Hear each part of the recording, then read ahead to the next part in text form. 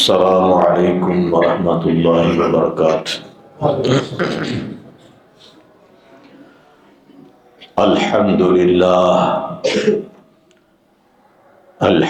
للہ نحمده ونستعینه ونستغفره ونؤمن به ونتوکل علیہ ونعوذ باللہ من شرور انفسنا ومن سیئات اعمالنا من يهده الله فلا مضل له ومن يضلله فلا هادي له ونشهد أن لا إله إلا الله وحده لا شريك له ونشهد أن محمدا عبده ورسوله صلى الله عليه وآله وسلم أرسله بالحق بشيرا ونذيرا بين يدي الساعة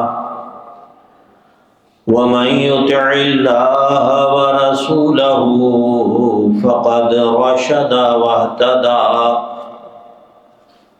ومن يعص الله ورسوله فقد ضل وغوى فإنه لا يضر إلا نفسه ولا يضر الله شيئا نسأل الله ربنا أن يجعلنا ممن يطيعه ويطيع رسوله ويتبع رضوانه ويجتنب سخطه فإنما نحن به وله أما بعد فإن خير الحديث كتاب الله وخير الهدي هدي محمد صلى الله عليه وآله وسلم وشر الأمور محدثاتها وكل محدثة بدعة وكل بدعة ضلالة وكل ضلالة في النار نعوذ بالله منها فأعوذ بالله السميع العليم من الشيطان الرجيم بسم الله الرحمن الرحيم قد أفلح المؤمنون الذين هم في صلاتهم خاشعون والذين هم عن اللغو معرضون والذين هم للزكاة فاعلون والذين هم لفروجهم حافظون إلا على أزواجهم أو ما ملكت أيمانهم فإنهم غير ملومين فمن ابتغى وراء ذلك فأولئك هم العادون والذين هم لأماناتهم وعهدهم راعون والذين هم على صلواتهم يحافظون أولئك هم الوارثون الذين يرثون الفردوس هم فيها خالدون صدق الله مولانا العظيم رب اشرح لي صدري ويسر لي أمري واحلل عقدة من لساني يفقهوا قولي۔ سب تعریفیں، ہر طرح کی حمد و ثنا اللہ تبارک اسمہ و تعالی کے لیے ہے۔ ہم سب مسلمان حسب توفیق اللہ تعالی کی حمد بیان کرتے ہیں، وَنَسْتَعِينُهُ، اور اپنے ہر کام کے اندر اللہ تعالی کی مدد کے محتاج ہیں، وَنُؤْمِنُ بِهِ وَنَتَوَكَّلُ عَلَيْهِ، ہم سب اللہ تعالی کی پاک ذات پر ایمان لائے ہیں اور اسی کی پاک ذات پر ہمارا بھروسہ ہے۔ وَنَعُوذُ بِاللَّهِ مِن شُرُورِ أَنفُسِنَا، اور ہم اللہ تعالی سے پناہ مانگتے ہیں اپنے نفسوں کی شرارتوں سے، وَمِن سَيِّئَاتِ أَعْمَالِنَا، اور اپنے برے اعمال کی شامتوں سے۔ مَن يَهْدِهِ اللَّهُ فَلَا مُضِلَّ لَهُ، جسے اللہ تعالی ہدایت فرما دے اسے پھر کوئی گمراہ کرنے والا نہیں۔ وَمَن يُضْلِلْهُ فَلَا هَادِيَ لَهُ، اور جسے اللہ تعالی خود اپنے علم و حکمت کے ساتھ گمراہ کر دیں اسے پھر بھری دنیا میں کوئی ہدایت دینے والا نہیں۔ اور ہم سب مسلمان گواہی دیتے ہیں کہ اللہ تعالی کے سوا کوئی بندگی کے لائق نہیں، وہ ایک ہے، اس کا کوئی شریک نہیں۔ اور ہم سب مسلمان شہادت دیتے ہیں کہ حضرت محمد صلی اللہ علیہ وآلہ وسلم اللہ تعالی کے خاص بندے ہیں اور اللہ تعالی کے بھیجے ہوئے ہیں۔ أرسله بالحق بشيرا ونذيرا بين يدي الساعة، اللہ تعالی نے آپ کو حق دے کے بھیجا، قیامت سے پہلے پہلے اپنے ماننے والوں کو اپنے انعامات کی خوشخبریاں دینے والا بنا کے بھیجا، اور اپنے نافرمانوں کو اپنے دردناک عذابوں سے ڈرانے والا بنا کے بھیجا۔ وَمَن يُطِعِ اللَّهَ وَرَسُولَهُ فَقَدْ رَشَدَ وَاهْتَدَىٰ، جس شخص نے بھی اطاعت کی اللہ تعالی کی اور اس کی رسول کی وہ کامیاب ہو گیا۔ وَمَن يَعْصِ اللَّهَ وَرَسُولَهُ فَقَدْ ضَلَّ وَغَوَىٰ، اور جس شخص نے بھی نافرمانی کی اللہ تعالی کی اور اس کے رسول کی وہ سیدھے رستے سے ہٹ گیا، وہ گمراہ ہو گیا۔ فَإِنَّهُ لَا يَضُرُّ إِلَّا نَفْسَهُ وَلَا يَضُرُّ اللَّهَ شَيْئًا، اور جو بھی شخص نافرمانی کرتا ہے اللہ تعالی کی اور اس کے رسول کی وہ اللہ تعالی کا کچھ نہیں بگاڑتا، وہ اپنی جان کا نقصان کرتا ہے۔ نسأل اللہ ربنا ان یجعلنا ممن یطیعہ ویطیع رسولہ، ہم اللہ تعالی سے دعا کرتے ہیں کہ اے ہمارے پروردگار ہمیں ان لوگوں میں سے بنا جو صرف تیری بندگی کرتے ہیں اور تیرے رسول کی پیروی کرتے ہیں، آمین۔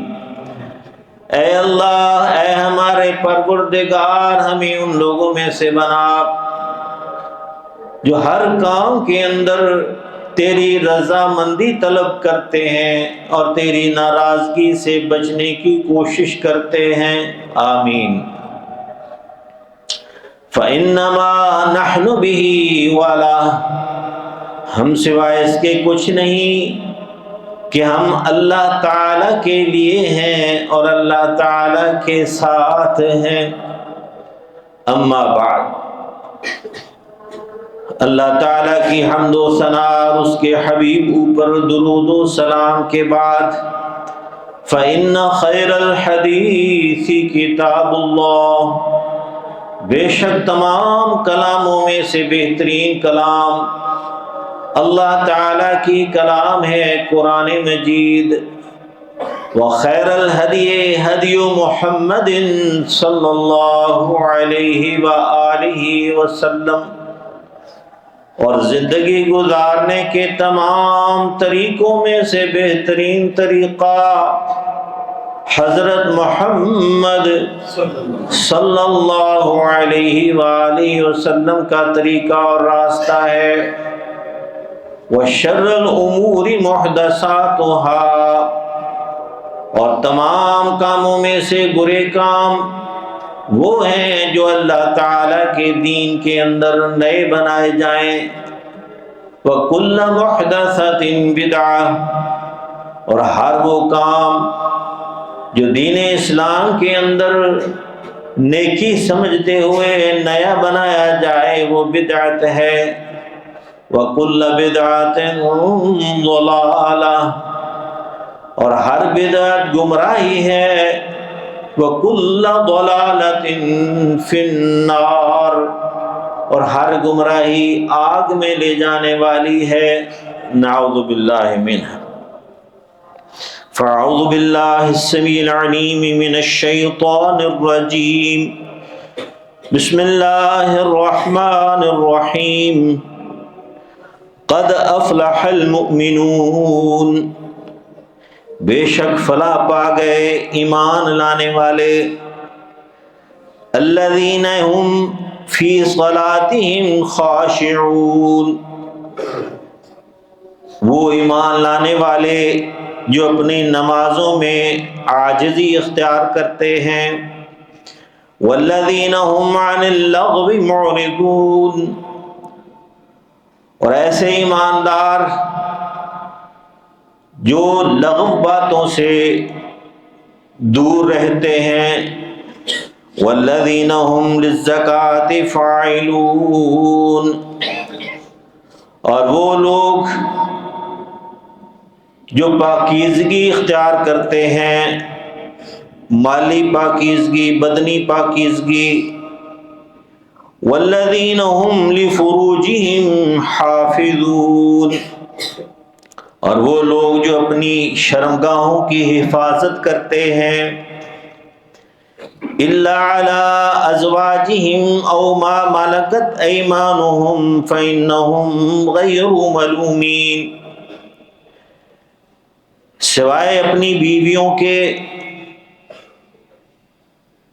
یا جن کے وہ مالک ہوئے ان کے اوپر کوئی ملامت نہیں۔ فمن ابتغى وراء ذلك فأولئك هم العادون، بس جو کوئی اس کے علاوہ کوئی رستہ اختیار کرے گا تو بس ایسے لوگ حد سے گزرنے والے ہیں۔ والذین هم لأماناتهم وعہدهم راعون، اور ایسے ایماندار جو اپنی امانتوں کی اور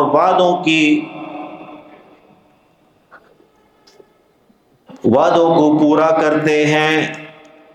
والذین هم علی صلواتهم یحافظون، اور وہ لوگ جو اپنی نمازوں کی حفاظت کرتے ہیں۔ اولئک هم الوارثون، ان نشانیوں کے حامل لوگ وارث ہوں گے۔ الذین یرثون الفردوس، جو جنت الفردوس کے وارث بنیں گے۔ ہم فیہا خالدون، اس میں وہ ہمیشہ ہمیشہ رہیں گے۔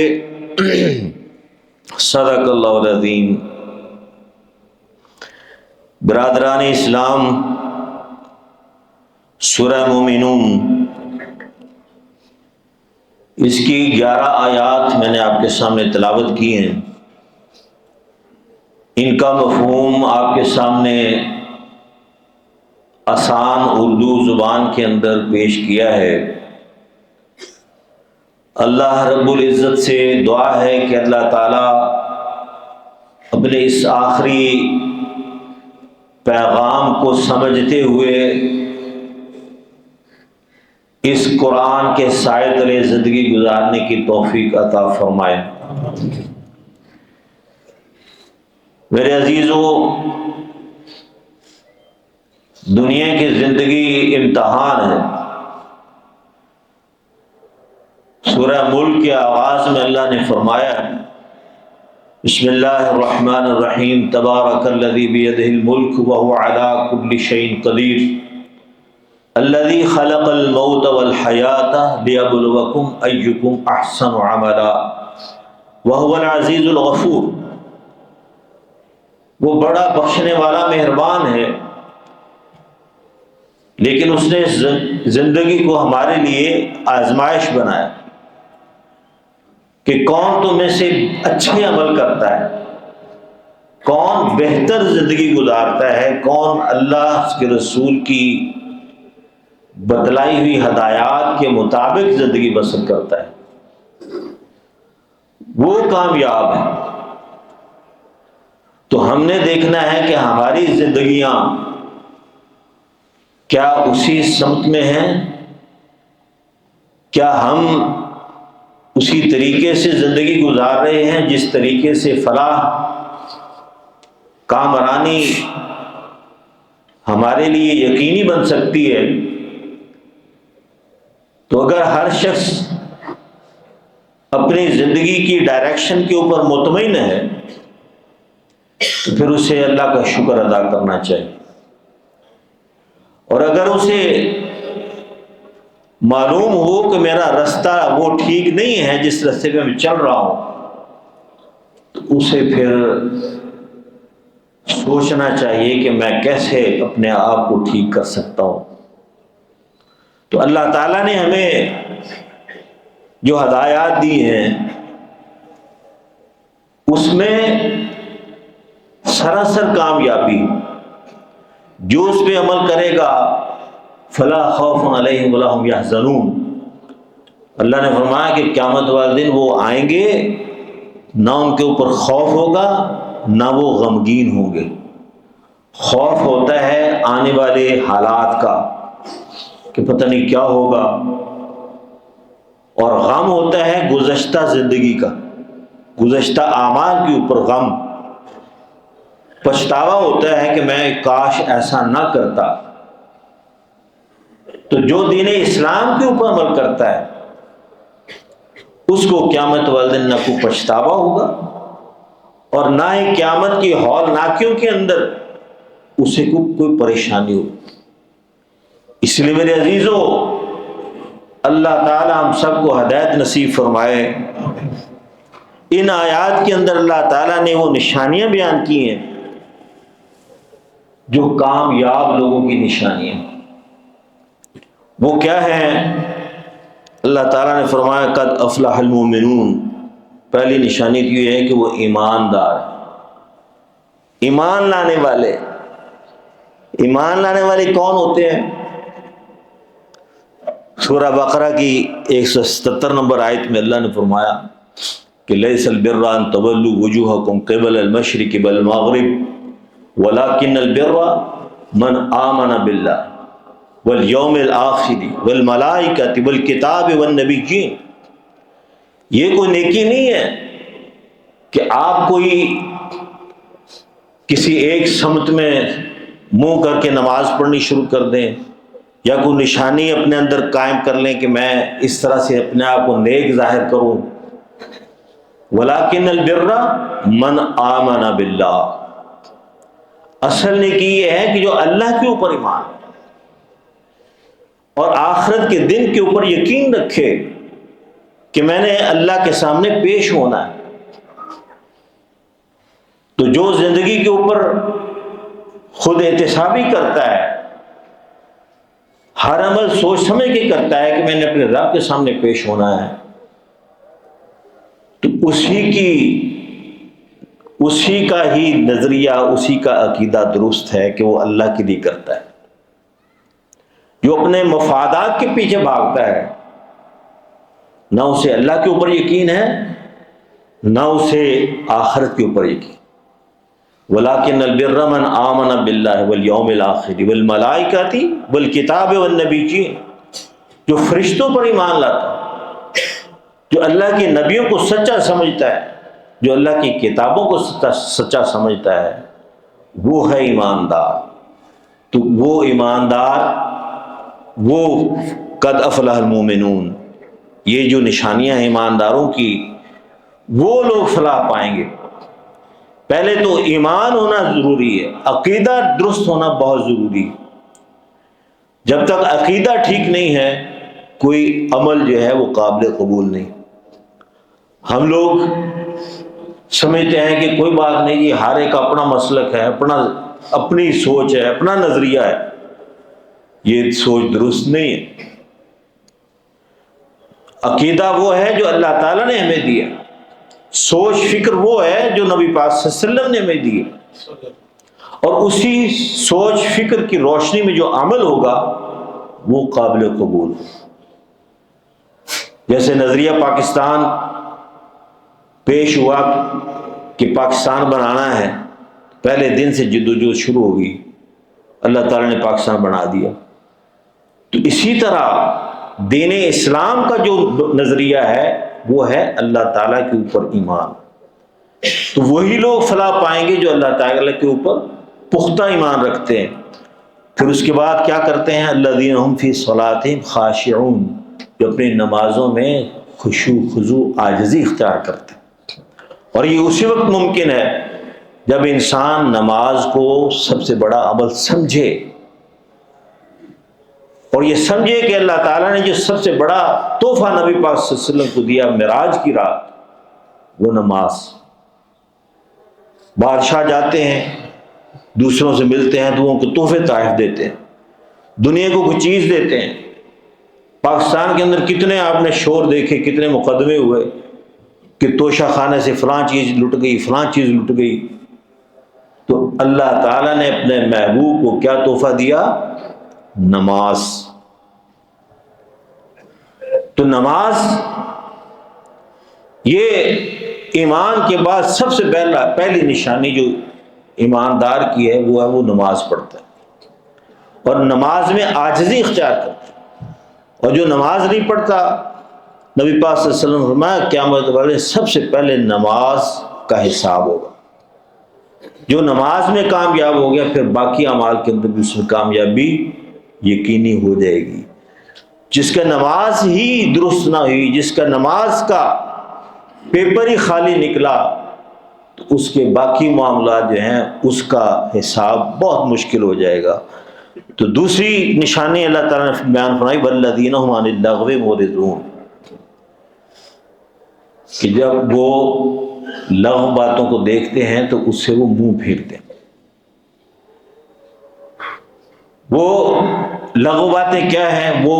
ہر وہ چیز جو انسان کو فائدہ نہ دے، کفر، شرک، ایسا عمل جس کا انسان کی نہ زندگی میں اس کو فائدہ ملے، نہ آخرت میں اس کو فائدہ ہو، وہ لغو۔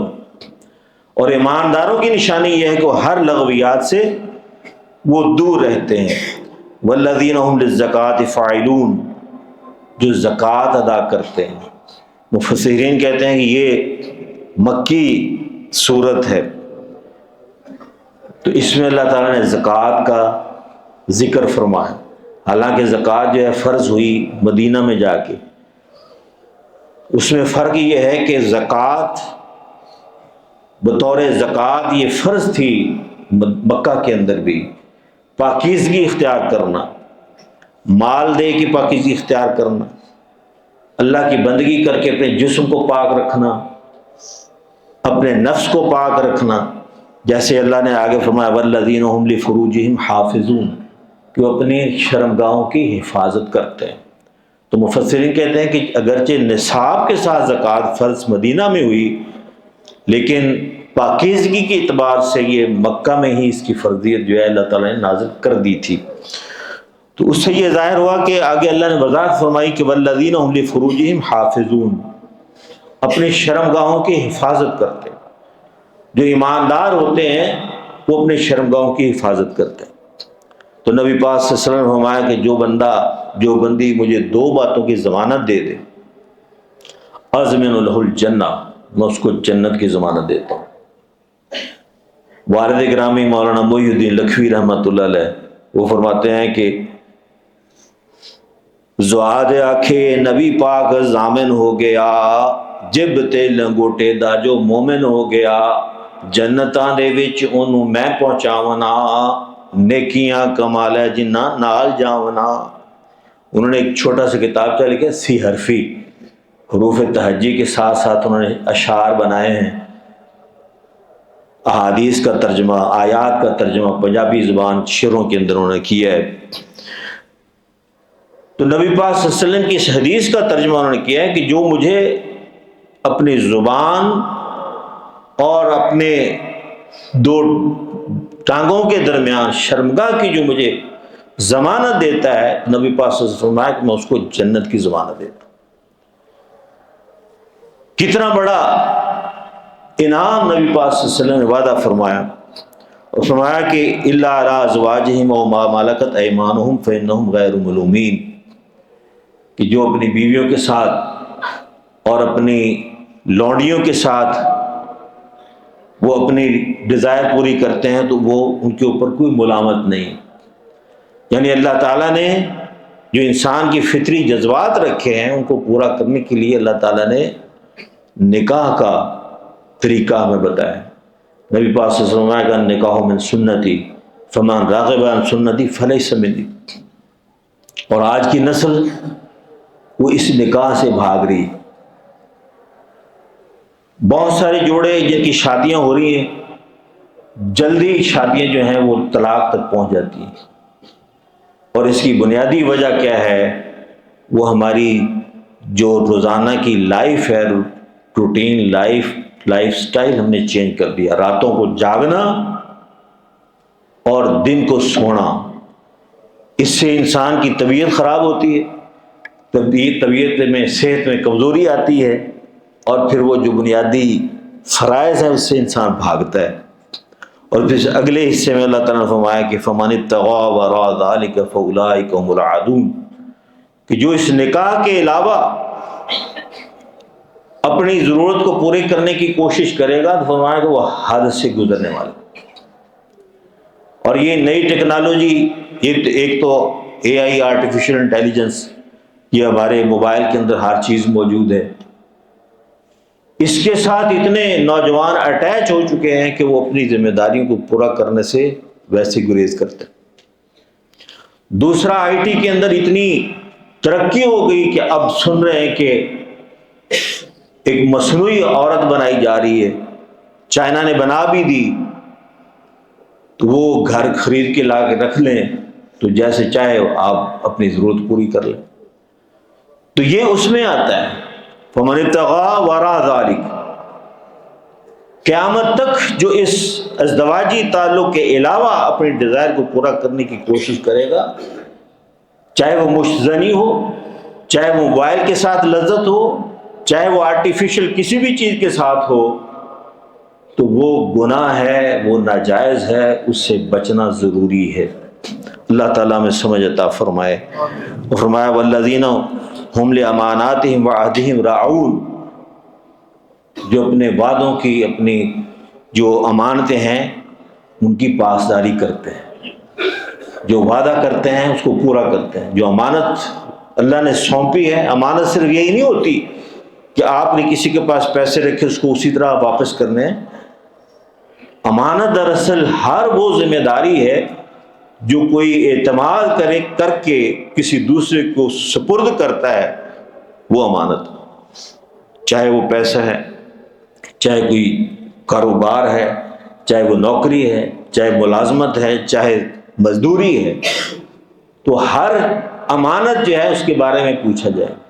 اور نبی پاک صلی اللہ علیہ وسلم نے فرمایا کہ جس بندے کے اندر 3 نشانیاں منافق، اس کے پاس امانت رکھی جائے اس میں خیانت کرے، بات کرے تو جھوٹ بولے، وعدہ کرے تو وعدہ خلافی کرے. یہ منافق کی نشانی ہے. اور منافق جو ہیں وہ کافروں سے بھی بدتر ہیں. ان المنافقین فی الدرک الاسفل من النار. اللہ تعالی ہمیں سب کو بچائے. وہ فرمایا کہ والذین هم علی صلواتہم یحافظون، وہ اپنی نمازوں کی محافظت کرتے ہیں، وقت مقررہ کے اوپر پڑھنے کی کوشش کرتے ہیں. اولئک هم الوارثون، فرمایا جو ان نشانیوں کے حاملین یہ وارث ہیں اصل. کس چیز کے؟ الذین یرثون الفردوس، جنت الفردوس کے وارث ہوں گے. ہم فیہا خالدون، اس میں وہ ہمیشہ ہمیشہ رہیں گے. جنت الفردوس، نبی پاک صلی اللہ علیہ وسلم فرمایا کہ جب جنت مانگو تو جنت الفردوس مانگو، اس لیے کہ یہ سب سے اعلیٰ اور سب سے عرفہ جنت ہے. اس کے اوپر اللہ تعالیٰ کا عرش ہے، اور اسی جنت سے ہی ساری جنت کی، اسی فردوس سے ساری نہریں نکلتی ہیں.